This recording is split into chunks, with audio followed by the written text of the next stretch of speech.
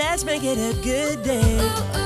We called it off again last night, but Coming up today, calling all Swifties, this is not a drill. Her re-released Red album has dropped. Can you hear the differences? Then, our foodie queen Stephanie Hansen is back with the secret to creating the biggest, the best cheese board y'all ever did see. you know that we are living in a material world. And find out why 1984 was the best year ever for pop music. Here we go. Let's make it a good day. We do it our own way. Let's make it a good day. Oh, no matter what they say. Oh, yeah, yeah. And good morning, Minneapolis. Good morning, St. Paul. Good morning, Seattle, Tacoma. I'm doing the big cities today. And welcome to The Jason Show. I'm Jace. Please say hello to my sidekick sister from another mister and Montgomery Ward's Employee of the Month, Kendall Mark, everyone. Hello. Happy Friday. Who's that again? Who? Montgomery Ward. I know Montgomery this. Ward was a department store. I don't know. Yeah, they were around here. I believe when I moved here in 97, there was a Monkey Ward on Nicollet Mall. But it was a department store kind of like Sears. Oh. Yeah, it went out of business a decade, 2 decades ago. Oh. Yeah, okay. as department stores kind of disappear. So, how you Cool. doing? Happy Friday. Happy Friday. How are you? Well, Oh. I wanted this to be the first ever Jason Show Casual Friday. Oh, right, that. I was going to wear a sweater, something very LL Bean, something, and I wasn't going to ask the bosses before I did it. I was just going to do it. Do it and then ask forgiveness. That's my motto here at the Fox 9. But I ran into a problem getting said sweater. I got the sweater and the sizing was way off. And it was basically like putting on man Spanx. Oh. It was the tightest. I'm sorry, Hansen, is there something funny over there? I put the sweater on and you could see every wrinkle, every fold, yeah. Was it too thin? It was like really thin? It was very thin and very, very tight. Oh.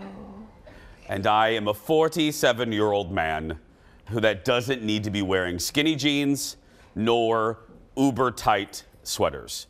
Know thyself. It's no hate. I'm not making fun. I know myself. Why are you looking at me with those eyes? Because executive producer Jeff is not here today, but he did offer to help you find said sweater because he is the king of wearing the sweater to work, and you rejected his offer. Yeah, and I say this with love in my heart. Jeff's taste in sweaters is a little different than my taste in sweaters. I like his sweaters. I didn't say I didn't like them. But I know that if I'm going to do Casual Friday, because wardrobe is a big deal here with our new president, Kim Jong-un. So if I was to wear a not great sweater, I would be called in the principal's office. There would be a meeting. I would have to pick up litter. She would punish me. So I have to find just the right sweaters. we should go to Von Mar. Sure, I'll Down do the it. street. But I got to get a sweater that actually fits. I hate trying on clothes. Are you with me? I do not like trying on clothes. It's just the work of the devil. It So really is. I looked at this thing on the shelf and I went, oh, I can fit into that. No. Dang it. I tried to squeeze it down. I'm like, oh, no. That's why you gotta get stretchy material, like everything I own. Yeah, believe me. But anyway, so we will begin Casual Friday next Friday. Sure. When executive producer Jeff is here. He's off today. He's at a ceramics convention. So have fun making those ceramic little elves. Let's get started, everybody. Roll it, Leo. It's time for the hot dish. Woo. There's no applause today. Thank you, Chris. This is like the B leagues right now, Chris. Get it together. We have director Chris on the fake applause today. And if you think, oh, I've heard that name before, you have. Director Chris is the one that famously said, and I quote, "Remember when this show had big stars on?" That's her. The Swifties may be feeling a little sluggish this morning. That's because Taylor Swift released her redone Red album. So you follow me? It's the re-release of Red. Here's a sample from her song, We Are Never, Ever, Ever, Ever Getting Back Together Again, and see if you can tell any differences.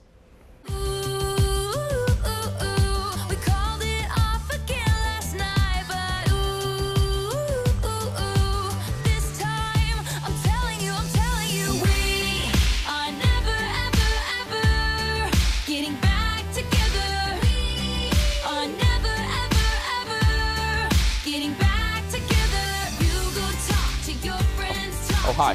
We're back. I'm fixing.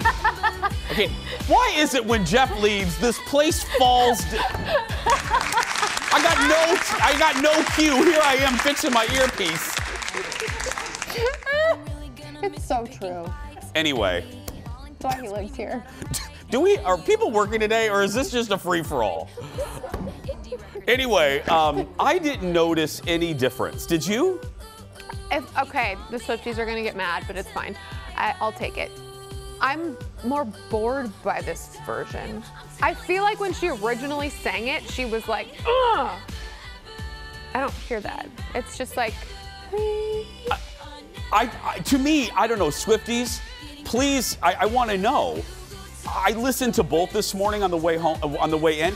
I can't hear any difference. And I get that that's not, I mean, the purpose of re-recording is so that she has control over her own music. Right. I love that. No hate. Yes, we support. I just don't notice any. Anyway, Taylor is also the musical guest on SNL this week. They did a little tease. Let's look at this. Hi, I'm Jonathan Majors, and I'm hosting SNL with musical guest Taylor Swift. And I'll also be singing one song from a yet-to-be-released album. Really? I didn't know that. Good. And I will also be doing a song from an album I haven't even written yet. Guys, have you checked with the producers? I'll also be doing music if there's time after theirs. That's true. That is definitely true. Yeah. Hi, I'm Jonathan. Majors. and I'm Hosting SNL. this week with Musical. guest Taylor. Swift. nailed it. Boom. Oh. 27 takes, baby. I'm excited for that one. I like T. Did you hear Billy Joel was on Stern and said that when we look back at this era years from now, Billy Joel thinks that we're going to look upon Taylor Swift's songwriting abilities the way we look upon Paul McCartney's songwriting abilities. He basically called her like the Beatles. And I know some people are going to roll their eyes at that, but think about her prowess, her songwriting talent. And if Billy Joel is saying that, who are we? Billy Joel is an icon in music. And she's done so many different versions, and I think too, every time she comes out with kind of a new, not look, but you know how Madonna always has like a new thing every time? She's always done that too, and it's always a hit. Yeah. Always. And speaking of that, I really want Madonna to be done with the Madam X era. I love Madge, but that's so old. And she has the grills in. I want her to be done with the grills. I just want to see her beautiful teeth. Next to the dish, this dropped like an hour ago. The very first official trailer, not like a scene or two, the trailer, the teaser trailer for the new Sex and the City spinoff, and just like that, dropped about an hour ago. Look. Ladies, your table is ready. They say some things never change.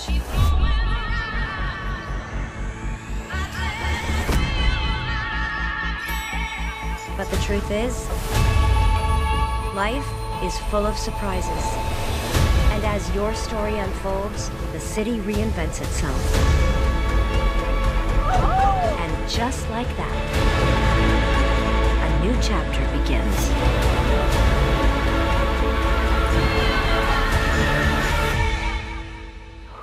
December 9th, everybody. We're going to look at it again. I'm so excited. This looks great.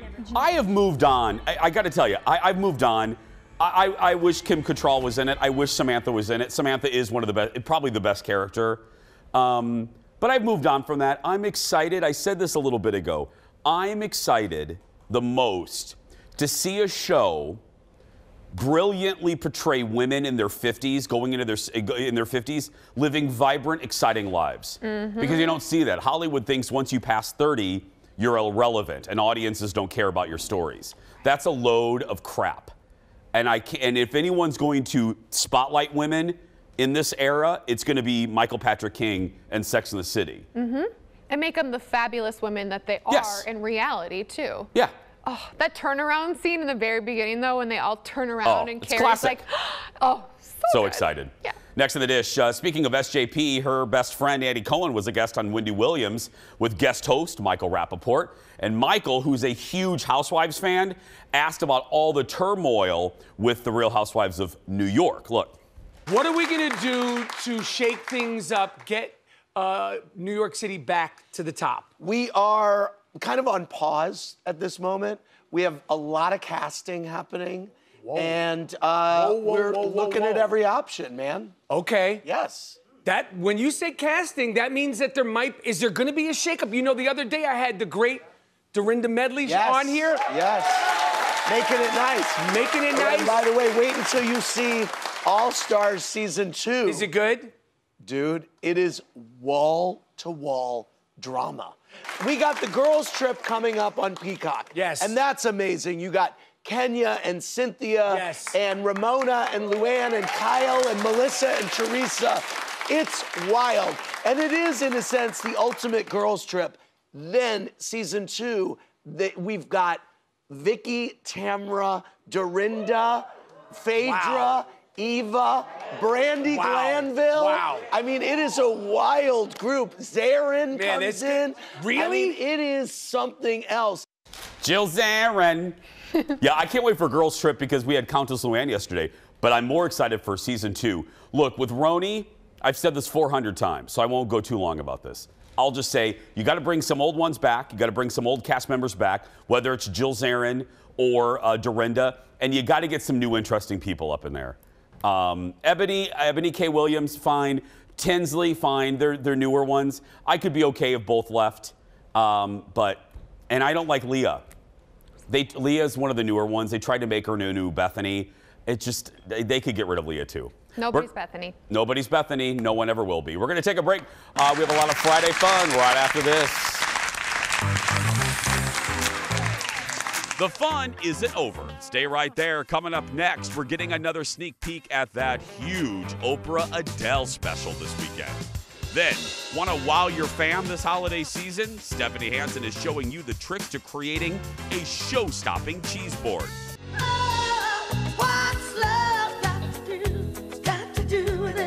And find out why 1984 is considered the best year ever for pop music. That and more when we come back.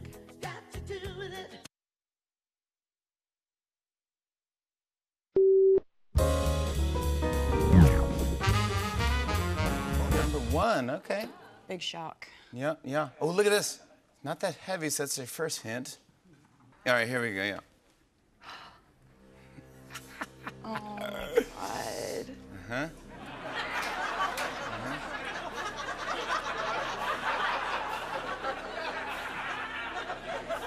Where do I put it? You can put it here in the front of your thing. I won't see it. Are you going to lie to me, or are you going to tell the truth, Taylor Swift? I don't have to lie because I'm very excited to tell you that it is a Wizards of Waverly Place DVD with a weird ribbon around it that says, I see corn. So specific, it sounds like something our writers would do, but then you're delivering it very innocent, which makes me think that you're maybe making it up. And now you're laughing that I said you're making it up. I could be doing a double bluff. All right, I'm just gonna say it. Taylor Swift, you are telling the truth. I lied! Oh, Taylor, you saucy minx. It's T Swift on Fallon playing Box of Lies in our late night rewind. Hey, I heard from a woman named Allie Bell. Didn't she work here? Allie worked here, didn't she, Brad? That'd be the one. I think she was in the sports department or something. She said there is a difference in the Taylor songs. Us Swifties can tell. Hi, Allie. Yeah. Hi, Allie. I miss you. Allie Bell. That's a good Southern name. You know, you'd expect her to come out in a big dress and proclaim that she owns 51% of this ranch. You know, on Fridays, we get an extra serving of hot dish all the way from Hollywood. Please give it up for Jacob from TMZ. Hi, Jacob. Hey, how's it going, Jason? Good, buddy. Let's start with some good news. Paris Hilton, a married woman. What do we know about the ceremony?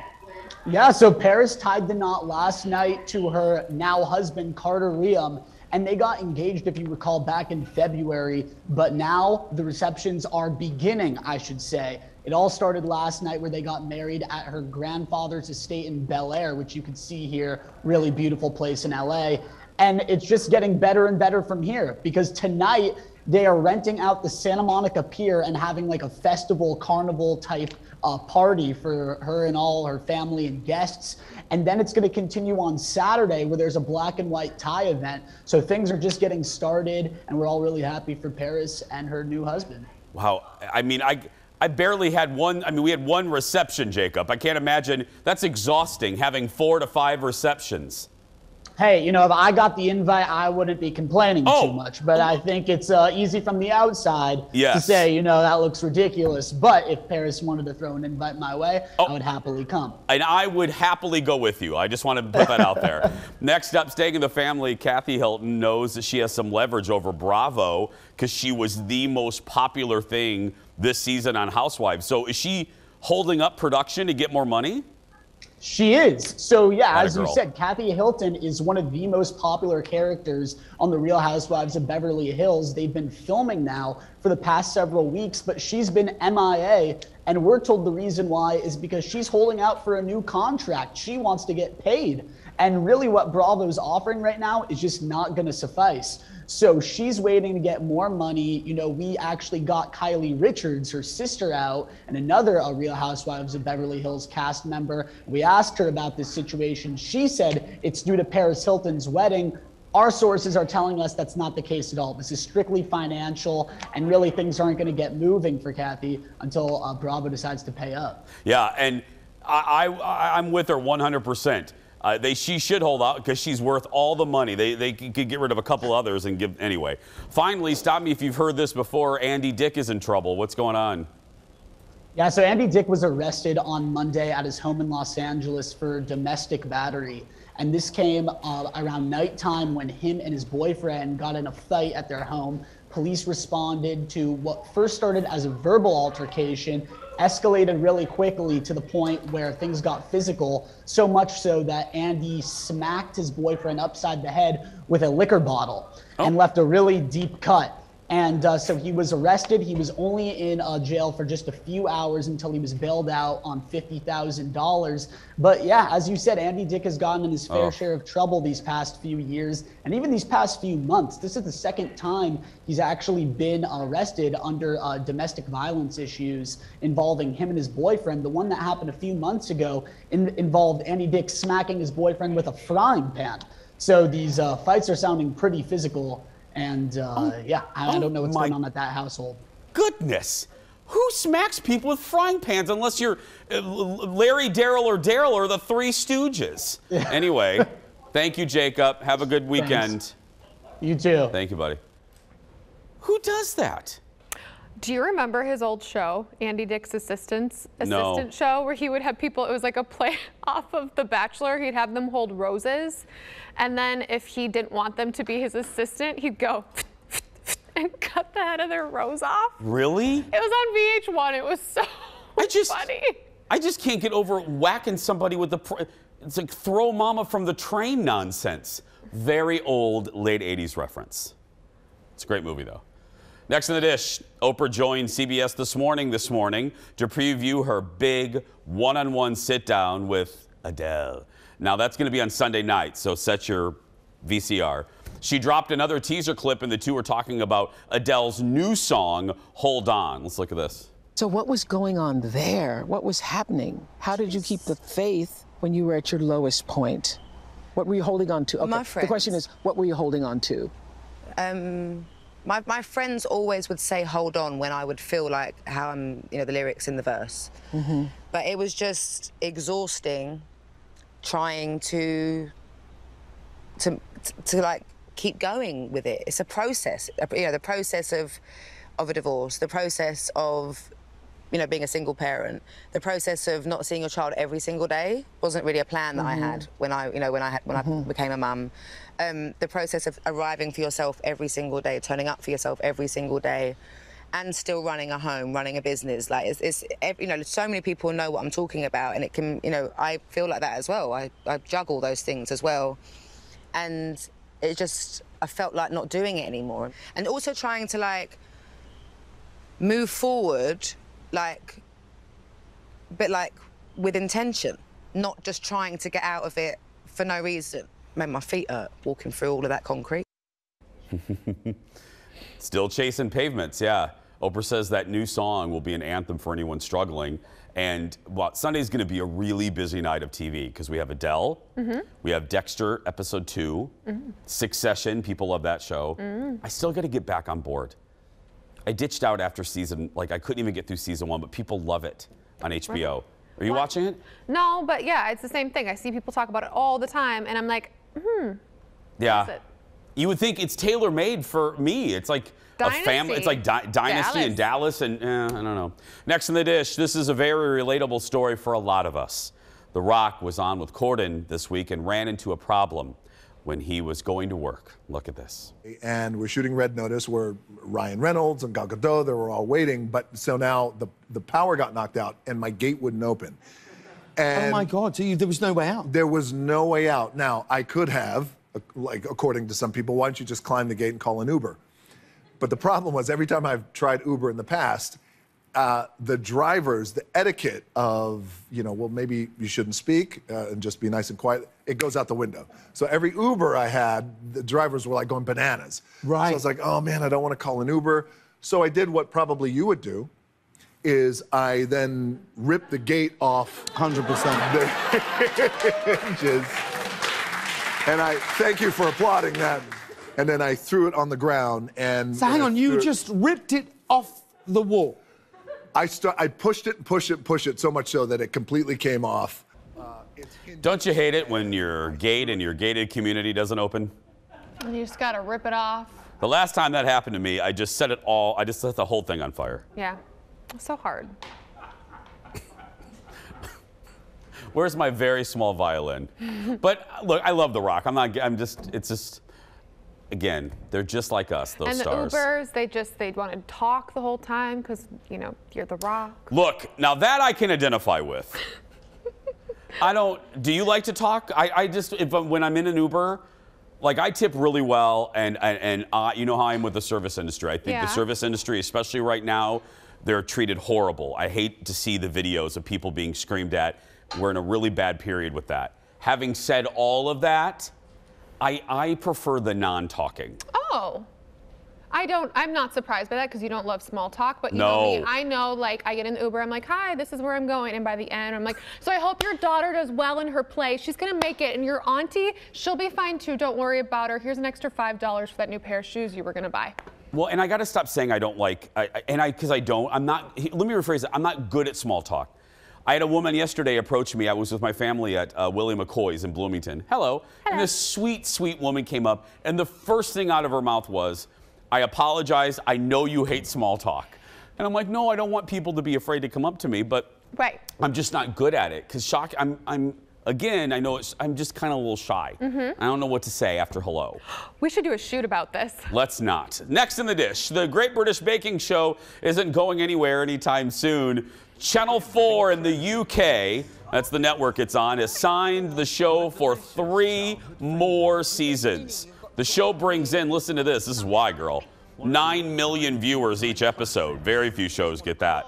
It's unclear how much they're making here, but when Channel 4 lured the show from the BBC in 2016, they paid the equivalent of more than $100 million for just 3 seasons. Now here in the US, you guys know it airs on Netflix, and the new season's currently going. It's really good.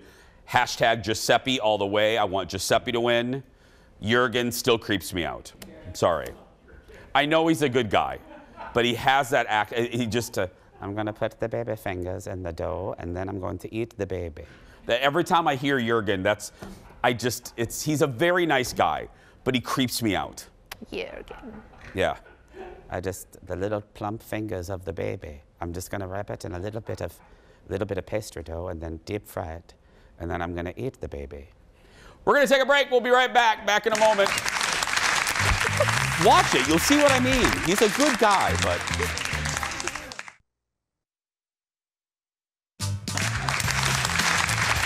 Oh, criminy niddles. Welcome back. Close your eyes for just a second and imagine the cheese board of your dreams. Now, that board doesn't just happen. Like, okay. Okay. I have to I was imagining. I have to tell you this every time. Please wait till I finish the intro. Wait till the ride comes to a complete stop. I was just so deep in my imagining. That board doesn't just happen.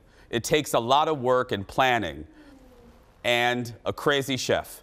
Who better to show us how to make that all a reality than the foodie queen herself? Give it up for the one and only, the tomato lady in the Pacific Northwest, Stephanie Hansen. Hi.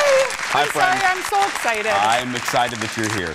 America loves you. Well, America, I want you to know I'm very excited about this presentation for a number of reasons, but primary Can I stop you for a compliment? Sure. Some people come on this show and they're like, they just put a pickle jar on the counter and they're like, let's just do a segment. Can we get a shot, Eric? Can we get a nice jib camera shot? Leo, look, Steph does this herself. I'm gonna get fancy. This looks like something you would see on the Today Show out there on the Rockefeller Plaza, Studio 1A. This is high quality television. This is high quality television. These are literally from a tree in my front yard. So those are real? Yes. You didn't get those at Home Goods? No, I'm having a giant Martha Stewart moment, which, you know, us foodies, we strive to be either Ina Garten or Martha Stewart, or in my case, a combination of the two. So I feel like I've arrived. You're kind of doing both of that leather coat. I'm loving that. You know, all right. Okay, so cheese boards. Yeah. It's cheesy season. The holidays, you have people coming over. Sometimes you're doing kind of an open house thing. I'm going to be doing a lot of entertaining this year. So I'd never actually made a cheese board. Okay. I'd always That shocks me. I know. And boards are so popular. So I was like, I'm going to figure out how to do this, and I'm going to show Jace how to do it. Okay. Because it is really pretty, and you can make it your own. And it doesn't have to be like super fancy, but it can be a little fancy pretty easy. So you're going to go through the ground rules, because this is what we're all striving for, right, America? Yeah, this is what we want. But how do we get there? Okay, so you start, and I have some detailed instructions, but you start by laying down your anchors, we call them. So your big cheese blocks, okay? You want a soft cheese like a goat cheese.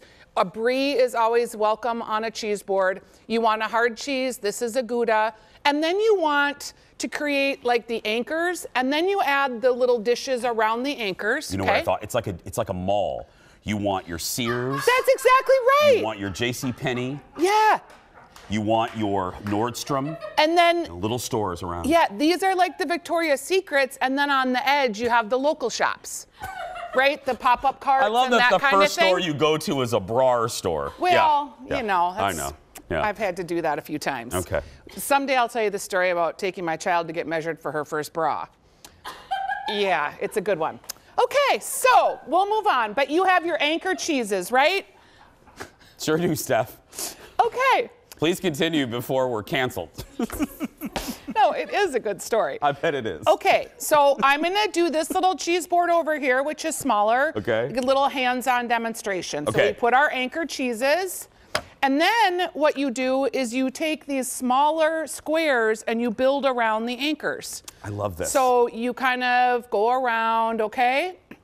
Then you have your breads, and breads you want texture. You want like things that can stand up, you want different toasts. You kind of scatter those around in a way that looks like you didn't spend too much time doing it. No, because, correct me if I'm wrong, you don't want it to be too precious. No, because you want people to eat it. Yes, because if it's too perfect, no one's going to touch it. I have a couple of cheese boards on my Instagram, Stephanie's Dish. One of them a friend of mine made that I like asked permission to use her picture because it's the cheese board of all cheese boards. Okay, so then we have sort of a base layer here. We're gonna add some more meats, but like something special. Like these are pickled cranberries from a local company that sells at the farmer's market called Riff Raff. Okay. And I'm putting them on this log of cranberry goat cheese. So just something a little bit unusual, a little bit different. You've got little surprises. Little pots of goodness. So we've got little oil cured olives. We've got some Marcona almonds. These are homemade pickles from my garden. So you can put those on your platter. May I call them moments? You want little moments. I like the word moments Do you because like that? entertaining is really all about moments. Yes. Like making your guests feel welcome with a signature cocktail from the moment you come in. The only reason I'm laughing is because the one time Jason's been at my house for a dinner party, I didn't have my signature cocktail ready. I was very frazzled. And I said to our friend Jen, you need to make the Cosmopolitans. In exactly that tone, And she said it was very Linda Blair. Yeah, it was very, like, wait. We need liquor. I was stressed out. Yeah. Okay, so. Anyway. You then have your meats. And meats can be like standing up meats. Meat can be rolled. So think about like texture. Yeah. Meats, I like to have, you know, like sometimes kids come to your house. Like have some cheese they can eat that's not super fancy. Those pesky kids can sometimes be invited. Oh, my nieces will tell you, they're like, if we're coming to your house, will you please have some food we can eat? And for them, that's like turkey, that's like cheddar cheese. They're not gonna go for the fancy salami or the Because I love you, but if I was a kid and I was hungry, I wouldn't come to your house. Well, my one niece, I turned her on to honey butter, and she said, other than the honey butter, I've never had anything good at your house. So yeah, there's that. They're very sweet and very honest. They're actually coming over for dinner on Saturday and like called to preview the menu. So Seriously? they knew, yes, if they had to bring snacks. Oh, well, yeah, because the kids don't want like, you know. They're in junior high. No, Like they don't want suffer no pate. fools. They don't They're like, want- yeah. Auntie Steffi, do we need to bring our own snacks? Yeah, they want chicken fingers That's and, right. and burgers. Yeah. Okay, so our board's coming along nicely. Yes, it is. Then you take kind of your odds and ends. So these are like some stuffed pretzels that kids would like. You've got your pepperoncinis. You kind of fill in the blank spaces with your odds and ends. And then here is the final thing, people. Yes, final thing, and then we'll take a break. Final thing. Yeah. Make it cute with flowers. Because no matter what, if you have little holes and you put flowers in there, it just looks beautiful and it makes it feel like it's festive and fancy. We did that in one 5-minute TV segment, it's so this easy. is easy to do. Yep. There we go. Anyone can do it. More with Stephanie Hansen. We're going to go bra shopping when we come back. Back in a moment.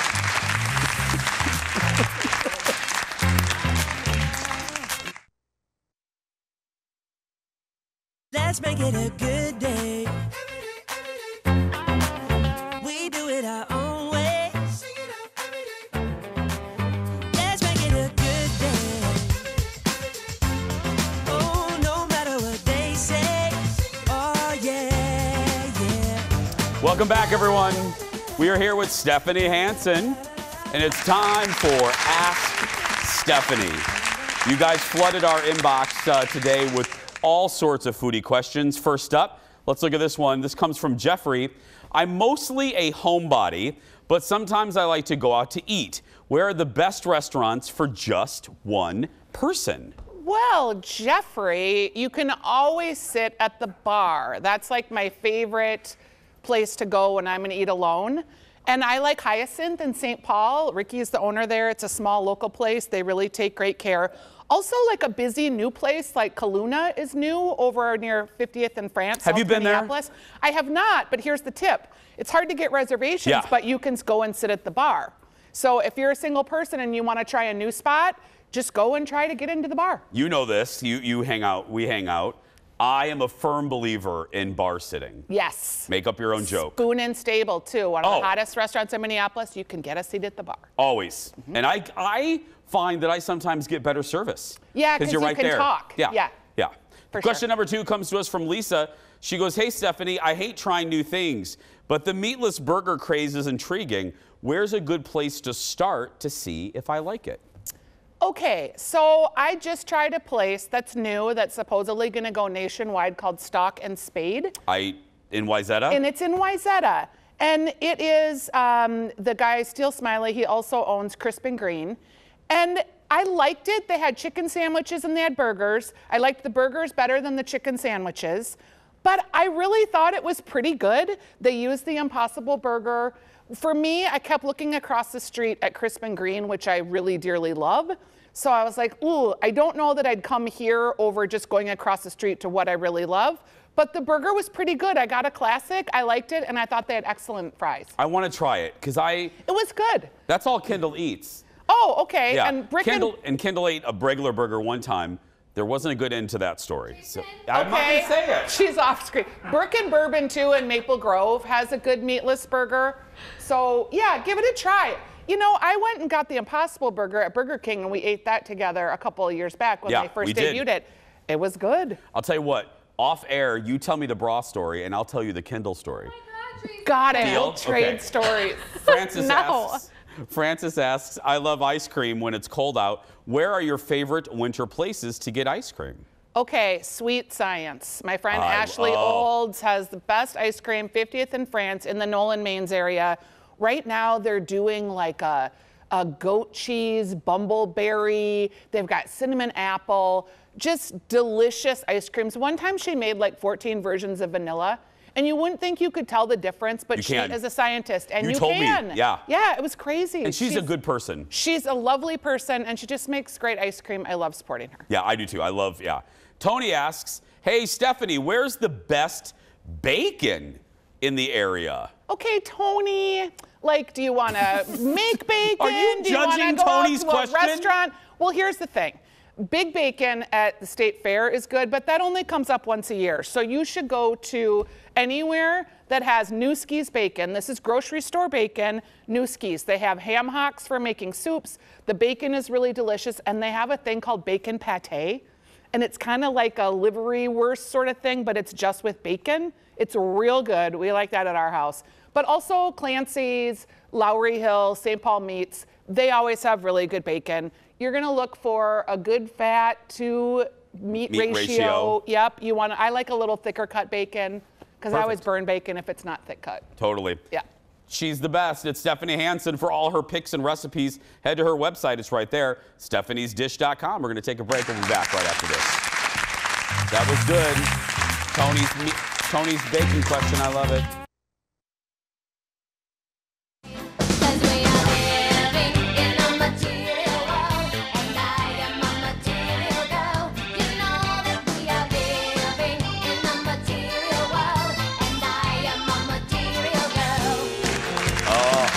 All day, every day.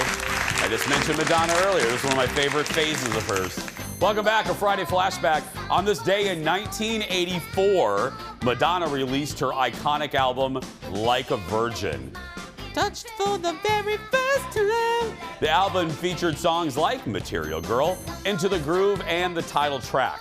Like a Virgin made Madonna a global star, going on to sell 21 million copies. Yeah.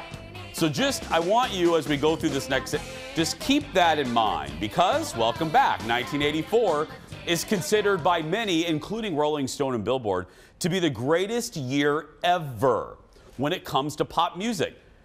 This is fascinating to me, so we thought it was time again for a Jason Show Pop Culture History Lesson. That's right. Today we're looking back at the groundbreaking music that was released in '84. I gotta tell you, when executive producer Jeff brought this to me, I had no idea. I mean, individually I knew about all of these songs, but I didn't know they all occurred in '84. First up, the singer who really dominated the year. Look. Maybe you're just like my mother. She's never satisfied. Why do we scream at each other? This is what it sounds like when the doves cry. Prince scored the #1 hit of the year with When Doves Cry from his album and, of course, movie Purple Rain. He also released the songs Purple Rain, Let's Go Crazy, both in '84. Wow. And I think I could just stop there. Right. I mean, that alone is enough to tip your hat to 1984, right, Kendall? Yeah, I mean, I wasn't even around then, and I love those songs. Right still. there. I could stop. Like a Virgin and that. But we're going to continue, because next in the history lesson of pop music in '84, one singer's breakout year. What's love got to do with it? What's love but a second-hand emotion?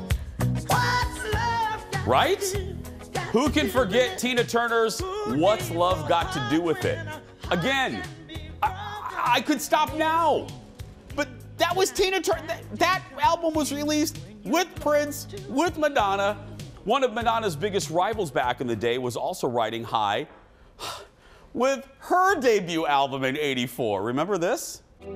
the second-hand unwind. If you're lost, you can look and you will find me. Time after time. Cyndi Lauper's second single, Time After Time, helped her win Best New Artist at the Grammys, one of 6 singles from her first album. When I think of Cyndi Lauper, though, I think of The Goonies. The Why? Goonies are good enough. I love that Cyndi Lauper song. Yeah. Do I know that one? I know that. Do I know that? Good enough for me. Anyway, I'm sorry. The crew's gonna fall. The crew's gonna just fall on the ground if I keep singing. 1984 was also the height of the British pop invasion, including this memorable debut song. Wake me up before you go. Don't leave me hanging on like a yo-yo. Wake me up before you go. I don't wanna miss it when you hit that high. Wake me up before Oh, that's George Michael and Wham with their first pop hit. Fun fact, my mom, the Dar, she was a hip young mom. My mom is still hip. She loved George Michael. When I think of George Michael, I think of my mom. She had a George Michael keychain. We had a George Michael calendar in our kitchen, which, by the way, was the first sign that I was most likely gay. Mom, can I please scratch off the day on the calendar? Other big music from 1984, Bruce Springsteen's Born in the USA. I mean, seriously, this is why, 84, I mean, Lionel Richie's Hello, Culture Club's debut, the Eurythmics debut featuring Annie Lennox, and, oh my goodness, the Footloose soundtrack. Wow. Holding Up for Hero, Footloose, my all-time song, my all-time favorite song that if we could afford the rights, it would be our theme song, Let's Hear It for the Boy. It's my theme song over on the radio show. Pop music in 84 is our latest Jason Show history lesson. So there we go. Wow. Wasn't that great? That's pretty crazy that it all came from the same year. Same year. Yeah. Thank you, executive producer Jeff. Way to go. Way to go, finding that little nugget. We're going to take a break. We'll be back to wrap things up with a surprise goodbye and the world's shortest segment in just a second.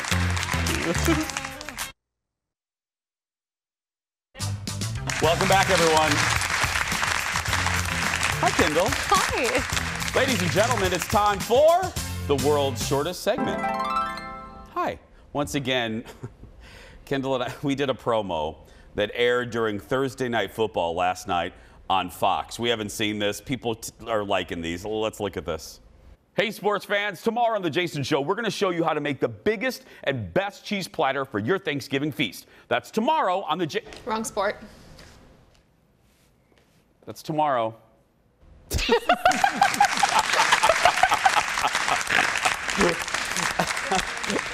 I mean... That's tomorrow. That's tomorrow. That's today. We'll be right back. Back in a moment.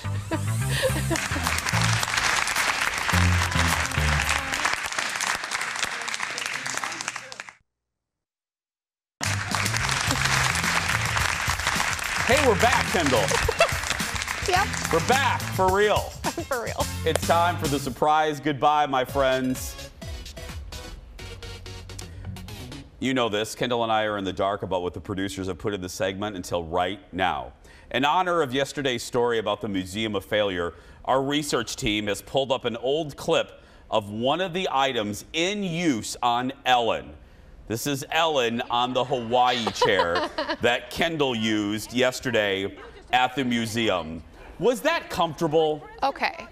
A, not as awkward as you think until it really gets going, and then it is very uncomfortable and you get a little motion sickness. But B, even more impressive, guess who owned one of those, Who? Jason? Who do you think on the Jason Show staff owns one of those chairs? Photographer Eric. Yes. Of course he does. He owned like 3 different things in that museum. Well, I owned 2. The Laserdisc, and I did face eat thing? the face thing my relative did, but I tried the Olestra potato chips. Don't do that if you haven't. We're a family show, or I would tell you what happened after you ate some Olestra potato chips. Use your imagination. I'm a gentleman, so I won't. I was raised right. That's going to do it for us. Yeah.